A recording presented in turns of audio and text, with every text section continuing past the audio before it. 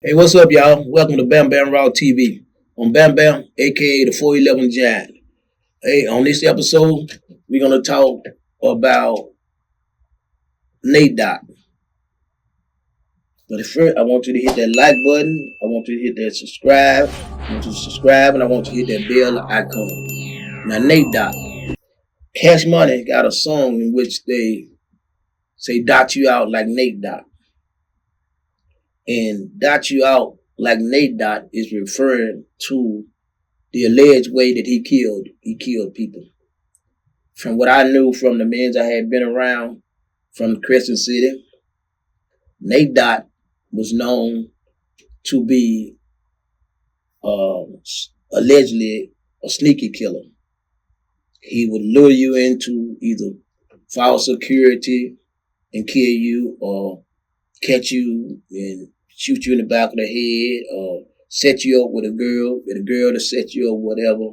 You know what I'm saying? And that became some of the terminology for dot you out like Nate Dot would mean I'll creep you. You know what I'm saying? So in that situation there, Nate Dot is, like I say, and I heard that statement, I heard that used before and everything. But Nate Dot, in his spree out on the streets of New Orleans, he had beef. He had beef with the Mets. He had beef with the Mets. They was going back and forth. Meatball and the Mets, and they was going back and forth. They was allegedly in wars. They was in shootouts, wars allegedly, and they was going back and forth. One of the Mets or cartel got their leg shot out through one of those situations. And so they going back and forth. The streets already know. The streets know what's happening with them. The streets, blood on the streets know what's going on. They know what it's about. They know, and people kind of pretty much stay they different. That was they thing. Well, when the Mets got arrested, the feds got the Mets. The feds took that opportunity, allegedly, to go to Nate Dot and say, here go a way to get rid of your rivals.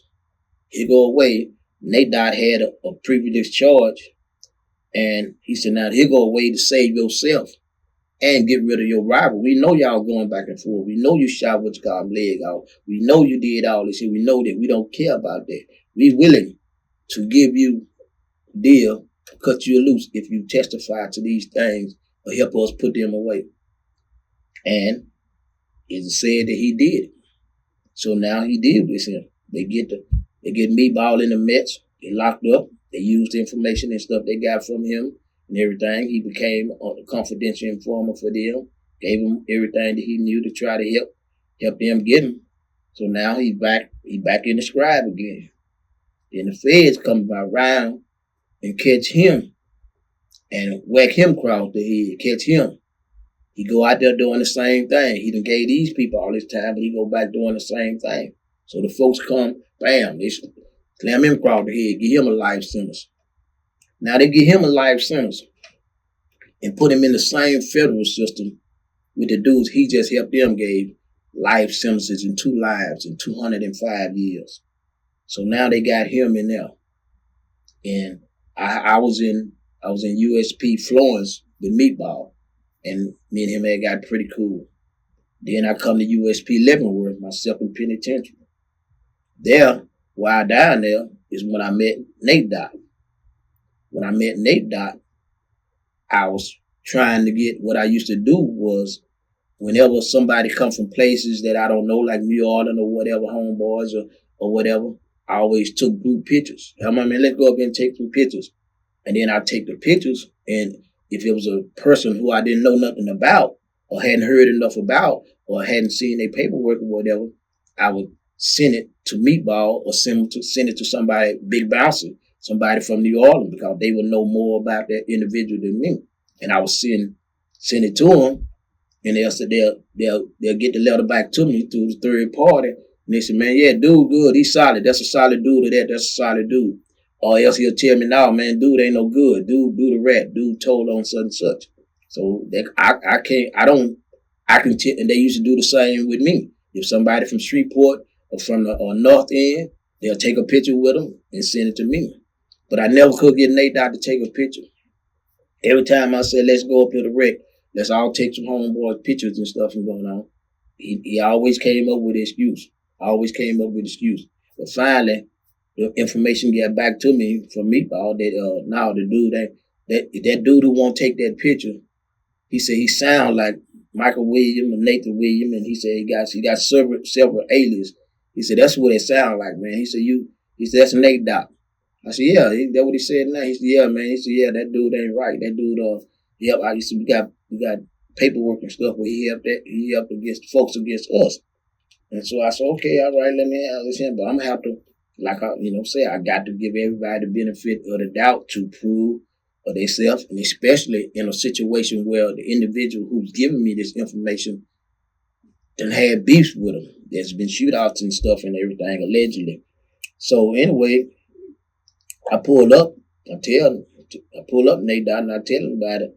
I said, man, listen, it's accusations and going on. I said, I got my PSI. Here go my PSI on the paper. I got all that, I said, this ain't going on. I said, I need to see some paperwork going on like that. I said, now, if somebody was to tell you that I was a rat, I don't care how big my case is, where you seen it at, somebody said that you have the right to come to me and say, hey, man, show me something. You know what I'm saying? So I will respect you for that. I said, it's all the same thing I'm asking with you going on.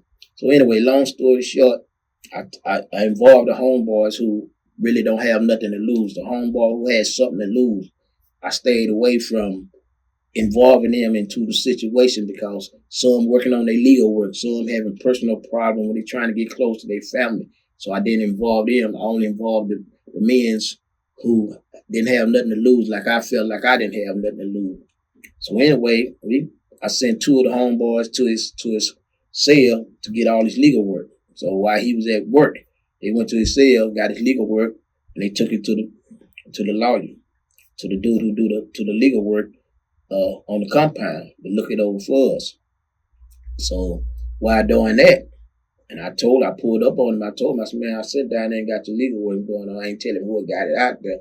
I said, I got your legal work out there. So he's like, man, you going? I said, man, that's what it is, bro.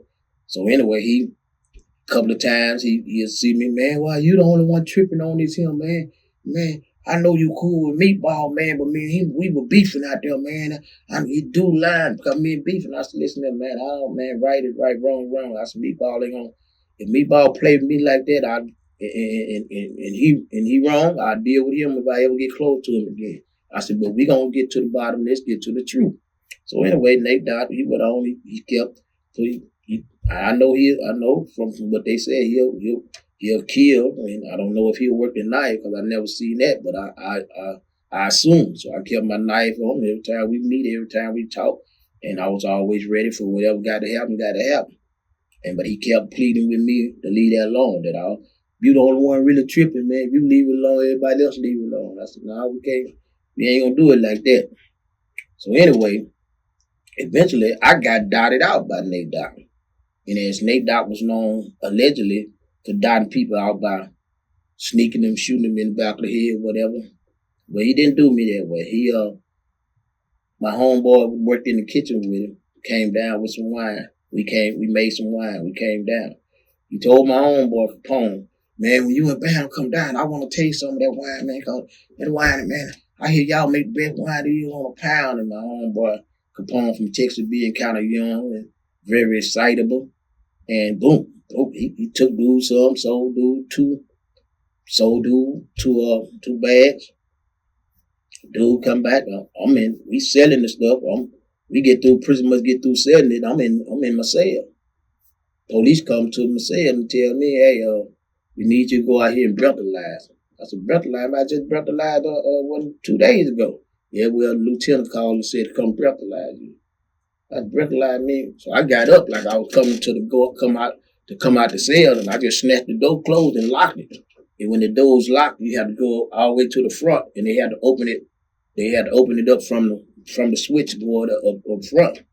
So when I lock it, I just start drinking my wine. I can't complain about it. That's what's happening when you're selling wine and drinking wine.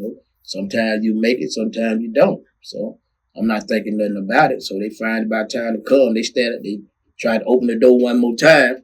I pulled the shit again, and they had to go back up again. And finally, Lieutenant Lacey came down there. He said, "Oh, Richardson, we gonna have to take you out there." I hear you, man, but I ain't coming. I ain't finna come right now. I'm on the bath. I'm on the toilet.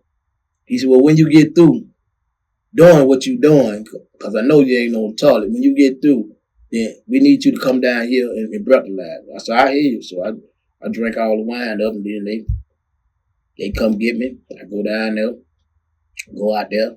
They didn't even breathalyze me. They took me and put me straight in the hole. When they put me in the hole, I'm in the hole for a week. Don't nobody tell me nothing. I won't step no silly until I find out what's going on. The warden passed by and tell me I'm under investigation for extortion. That's an investigation for extortion, but it could have been possible. So we going on. Every week I ask him, he keeps saying, "You're on investigation." I said, "Well, man, you can only hold me 90 days without giving me, you either give me a shot or put me back on the compound, man. So simple as that.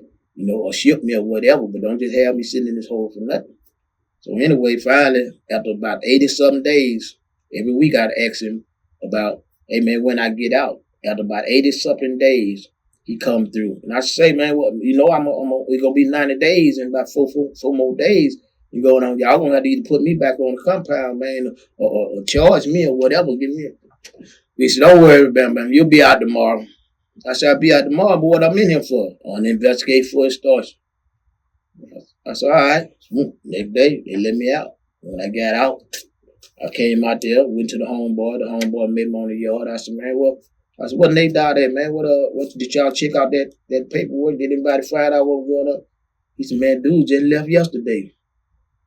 I said, "He just left yesterday?" "Yeah, he just left going to Pollock yesterday." So now my mind is thinking, and then I see my little homeboy Capone from Texas, and I tell him, I say, "Man, you have been dealing with that dude in the kitchen, Mike? Nate died." He said, "Yeah, man, I had given him he bought two of them things I wine from. He said he told me don't tell you nothing about it going on because you ain't really fool with it." I said, "Yeah." So I put two and two together. And that's when I realized that I had been dotted out by Nate Dot. He had crossed me out. He had been crossed me, slapped on out. And so, like I say, he crossed me out without me being dead, but yet still it was a cross. It was a cross that I didn't expect, and I should have expected based on the history that I had heard from him. So as he went to Pollock, but eventually it caught up with him when he went to Mississippi Yazoo, and some of the homies, the homeboys that knew the truth or got to the bottom of the truth, they ended up stomping him out on the pound. He finally got dealt with because everybody else had started hearing about it and knew it, and they stomped him out and everything, and sent him up top for being a rat. But other than that, like I said, a lot of people said you should be thankful that you got dotted out by Nate Dot and you're still alive. I don't know if I should be lucky or he should be lucky, but something's gonna happen one way or the other. That's all I can say. I don't go into every situation saying I'm gonna win because I done lost probably just as many as I done won. But if a situation had to be went into at that time in my life, I was going into it. And I was gonna deal with whatever consequences or whatever victory that came. I was gonna deal with them equally. Hey, thank y'all again. I appreciate y'all. I need the subscribers. Help me build this podcast up. Hit that like button. Give me some subscribers. Hit that bell icon. The whole New Orleans. You ask the men's in New Orleans back in the days. They know about Nate Dot. Ask them, just like I said, Cash Money got a line that said, I'll dot you out like Nate Dot. And, despite him turning into a rat or whatever, he was a dangerous individual, allegedly. And so that's why I tell people all the time, just cause a dude a rat don't mean that he a coward. Doesn't mean he a coward. You know what I'm saying? It just means he just weak in that moment or selfish. So again, thank you again for watching Bamm Raw TV. I'm gonna try to pick it up on these stories and get some more stories coming to you. Again, thank you.